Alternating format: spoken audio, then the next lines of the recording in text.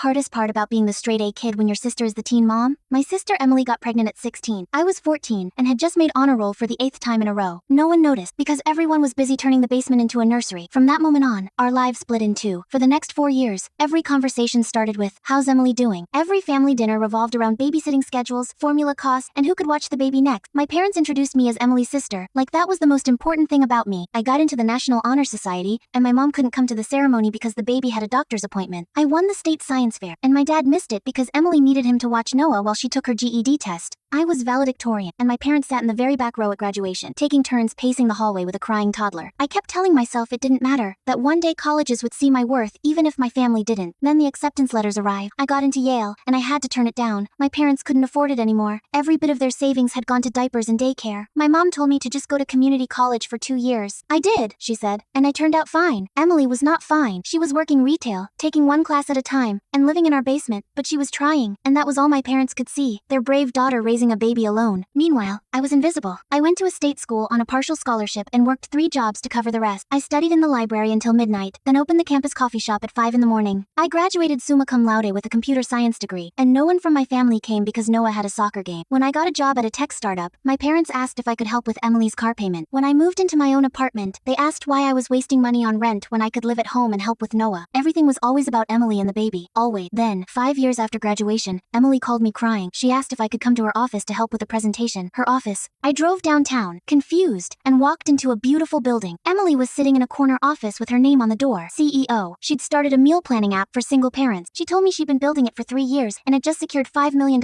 in funding. I asked why she never told me. She asked why I never told her I was busy with my important job and perfect life. Perfect? I worked 70 hours a week and ate cereal for dinner. She said at least I got to be young. That hurt, because I realized she was right in a way. She showed me her investor deck, photos of her journey from teen mom to CEO, late nights studying while Noah slept, an online coding bootcamp, her first customer, found at a playground. She told me she learned to code on YouTube, the same place she learned how to raise a kid and run a business. I snapped and said everyone always helped her. Everyone helped with Noah. No one helped me. She shook her head and said that wasn't true. Everyone pitied her and expected nothing. I was the only one who still demanded more from her. I got angry when she missed deadline. I pushed her to try harder. Everyone else just told her she was doing her best. I sat there crying, realizing I'd spent years resenting her for taking all the attention when she'd been invisible too, just in a different way. We were both trying to survive in roles we never chose. She laughed and said our parents still thought she worked retail and that I was wasting my degree. We laughed until we cried. Now Emily's company is worth $50 million. I'm the CTO of my own startup, and we get lunch every week, joking about our parents still asking when we're going to get real job.